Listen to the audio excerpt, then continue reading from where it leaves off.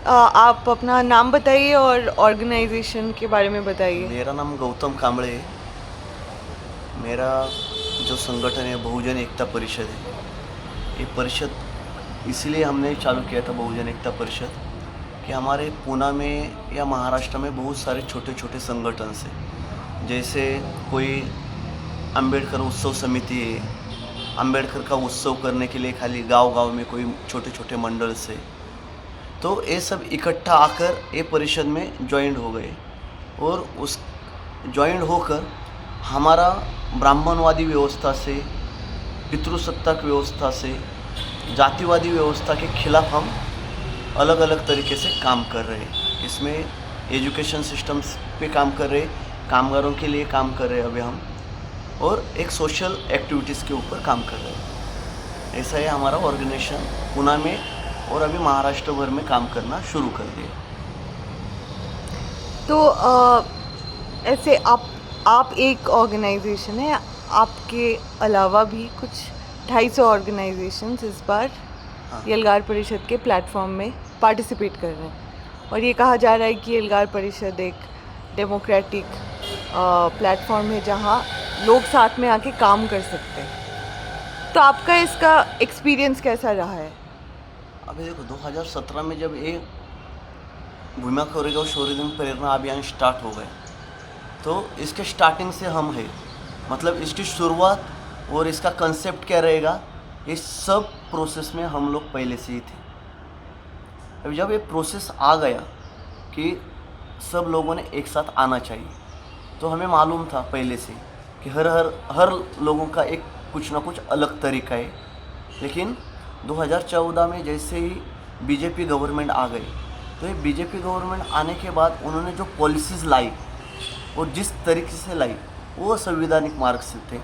और ये जो आरएसएस या बीजेपी का जो एजेंडा है वो पहले से ही असंवैधानिक रहा, इसलिए हम लोगों ने ये अभियान शुरू कर दिया। अभी देखो ये जब चालू कर दिया, हम लोगों तक पहुंचाने शुरू कर दिया, तो लोगों को भी समझ में आ गया कि हमारा शत्रु है वो आरएसएस है, बीजेपी है, ब्राह्मणवादी व्यवस्था है, जातिवादी व्यवस्था है। क्योंकि यहाँ पे कामगारों का शोषण हो रहा है, दलितों का शोषण हो रहा है, विद्यार्थियों का शोषण हो रहा है। तो ये जब शुरू हो गया, हम जब लोगों तक बात करने लगे, तो शेतकारी ऑर्गेनाइजेशन हमारे बीच में जुड़ी हो गई। जैसे हमारे यहाँ पे शेतकरी कामगार पक्ष के जुड़ गया। अभी मानव मुक्ति मिशन करके एक ऑर्गेनाइजेशन है, उसमें बहुत सारे यंगस्टर्स है, वो जुड़ने लगे। ऐसे बहुत सारे संगठन से, जैसे हम भी इस संगठन में जुड़ गए पहले से ही। तो ऐसे बहुत सारे 260 संगठन तो है ही, लेकिन अभी भी हमारे ये जो एल्गार परिषद है, ये जो अभियान है, इसमें और लोग जुड़ रहे हैं। छोटे छोटे लेवल में जो मंडल से वो जुड़ रहे हैं।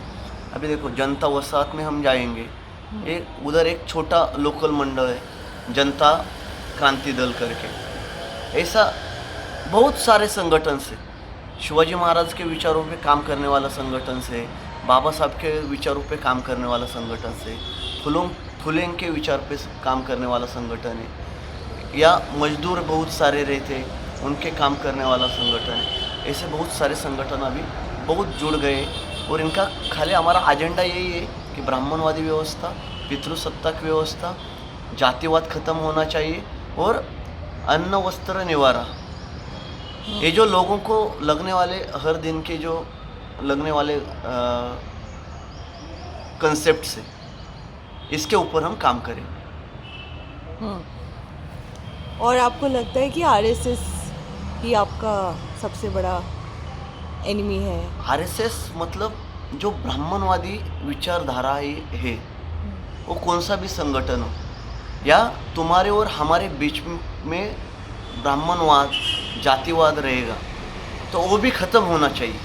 ये हमारा सबसे बड़ा मकसद है। जब हमारे साथ ये संगठन जुड़ गए, ठीक है, कई संगठन से उनके अंदर से थोड़ा बहुत ब्राह्मणवाद रहेगा, लेकिन जब हमारे साथ लोग जुड़ेंगे, हम एक प्रोसेस से जाएंगे आहिस्ता आहिस्ता, तो लोगों के बीच में से, हमारे बीच में से जो लोग जुड़े हुए, उनके अंदर से ब्राह्मणवाद खत्म हो जाएगा। अभी देखो हम जब ब्राह्मणवाद ख़त्म करना चाहते हैं, क्योंकि ये प्रोसेस अभी का नहीं, 2000 साल से ये प्रोसेस चला आ रहा है। ये ब्राह्मणवादी व्यवस्था के खिलाफ काम करने के लिए हमारे यहाँ गौतम बुद्ध रहे, जैन, उसके बाद शिवाजी महाराज, हमारे यहाँ संत परंपरा रही है।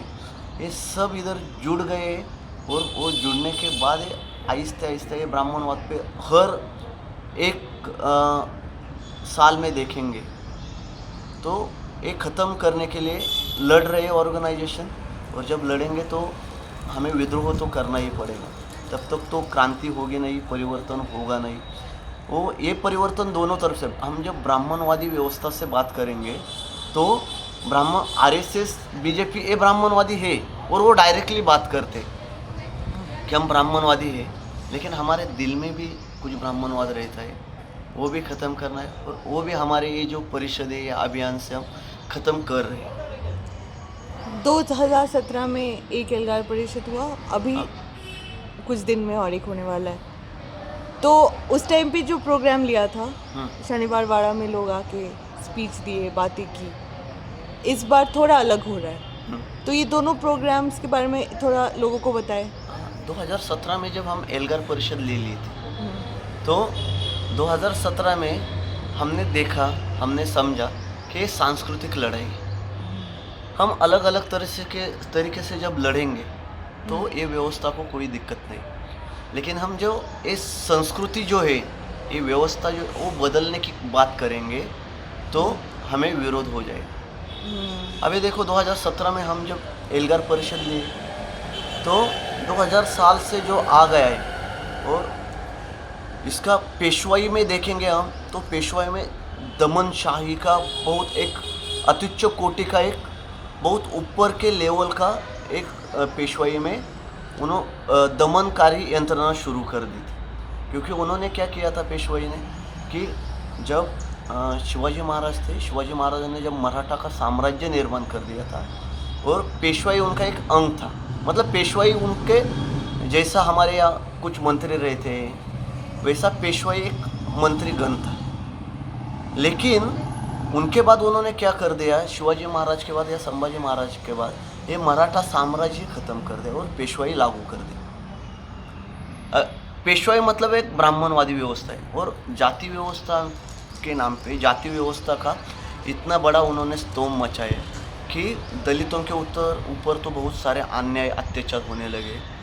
जैसे मनुस्मृति में लिखा है स्त्रियों ने कैसा रहना है, वो मनुस्मृति लादने की कोशिश की। तो समता की लड़ाई लड़ने के लिए लोगों ने एक साथ आना जरूरी था, इसलिए लोग एक साथ जुड़ चुके, एक साथ आ गए। और ये जो पेशवाई था, वो पेशवाई अभी कैसा था कि ब्रिटिश इधर आए थे, ब्रिटिशों के साथ मिलकर उन्होंने वो पेशवाई ख़त्म कर दी। अभी हम देखेंगे तो एक एंगल है ये लड़ाई को, ये समानता का एंगल है। हमें समता प्रस्थापित करने के लिए ये लड़ाई हो गई, और वो लड़ाई हम लोगों तक लेकर जाना चाहते था, यही हमारा मकसद था। इसलिए हम बोल रहे थे कि नव पेशवाई मसनद गाड़ने के लिए हम ये जो नव पेशवाई को ख़त्म करने के लिए हमने वो एल्गार परिषद ले ली। तो इस बार क्या प्रोग्राम होने वाला है? ऑडिटोरियम वो टाइप में जो हो गया वो टाइप में उसी तरह से हो गया। अभी उसके बाद में हम देखेंगे 2017 के बाद में बीजेपी गवर्नमेंट ने हमें दबाने की बहुत कोशिश की, हमारे ऊपर बहुत सारे अलग अलग तरीके से उन्होंने, हम नक्सलाइट है, माओवादी है, ऐसे कुछ कि या एल्गार परिषद की वजह से भीमा कोरेगांव में दंगल हुई। तो भीमा कोरेगांव का और एल्गार परिषद का कोई कनेक्शन भी नहीं था, तभी इसको दबाने की कोशिश की। अभी उसके बाद में 2 साल गए, हमारे यहाँ पे कोरोना जैसा संकट आ गया, उसमें हम देखेंगे कि सरकार ने कैसा माहौल खड़ा कर दिया था। लोगों को जो कामगार है उसमें कैसा काम कर दिया। कामगारों को तो घर पे जाने के लिए भी रोका गया था, मतलब एक जेल के तरह का एक सिचुएशन बना था पूरा इंडिया में। उसमें से ही अभी देखो, इधर तो कोरोना का बात कर रहे हैं आप, कोरोना का बात करते करते ही आपने डायरेक्टली शेतकरी बिल लाया, फार्मर्स बिल लाया। ये फार्मर्स बिल लाया, लोगों को नहीं चाहिए था ये फार्मर्स बिल। इसके पहले आप देखेंगे कि नागरिकत्व का कायदा था, लोगों को नहीं चाहिए आपका ये नागरिकत्व का कायदा। लोगों का एक प्रैक्टिकल हम देखेंगे तो लोगों का एक छोटे छोटे लोगों का खाने का प्रॉब्लम है, लोगों का काम का प्रॉब्लम है, लोगों के एजुकेशन का प्रॉब्लम, इसके लिए लड़ो। तो ये 2020 में हमें समझ में आ गया कि लोगों को इकट्ठा करने के लिए हमें ये जो लोगों के क्वेश्चंस हैं उस पर हमें काम करना पड़ेगा। और एक इसके लिए हमने एक प्लेटफॉर्म खड़ा कर दिया, जैसा हमने 2017 में कर दिया, अभी इस साल भी वही हमें प्लेटफॉर्म कर दिया। ये प्लेटफॉर्म का उद्देश्य ब्राह्मणवादी व्यवस्था ख़त्म करना चाहिए।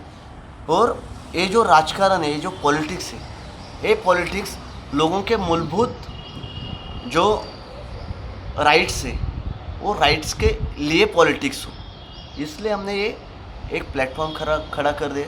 अब देखेंगे 2020 के ये एल्गार परिषद में अलग अलग तरीके से मानवतावादी विचार, अलग अलग मूवमेंट्स में काम करने वाले लोग इधर आएंगे। ये यहाँ पे हो रहा है गणेश का। यहाँ पे ये जो गणेश कला क्रीड़ा मंच है यहाँ पे होने वाला है। अभी हमें तो दबाने की कोशिश करेंगे, लेकिन हम तो दबने वाले नहीं। कैसे प्रोग्राम्स होंगे, लोग आके स्पीचेस देंगे। हमारे देखो फार्मर्स के लिए काम करने वाले, दिल्ली में जो प्रोटेस्ट चल रहा है उनके लिए काम करने वाले लोग इधर आ रहे हैं।